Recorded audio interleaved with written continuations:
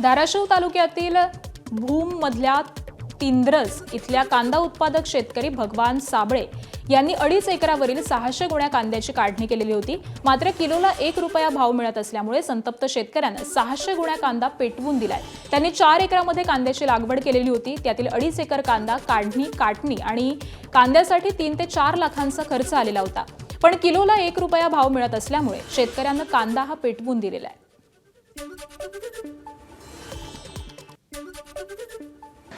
मला 4 एकर कांदा होता, तर त्या ह्याच्यातला 4 एकर मधला 2.5 एकर कांदा आहे हा पेटून दिलेला. 2.5 एकरावरला कांदा पेटून दिलेला आहे मी.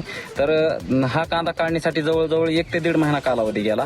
आणि आता मी व्यापाऱ्याला फोन केला तर कालची पट्टी, आज एका गाडीची पट्टी आलेली आहे फक्त 4,000 रुपये.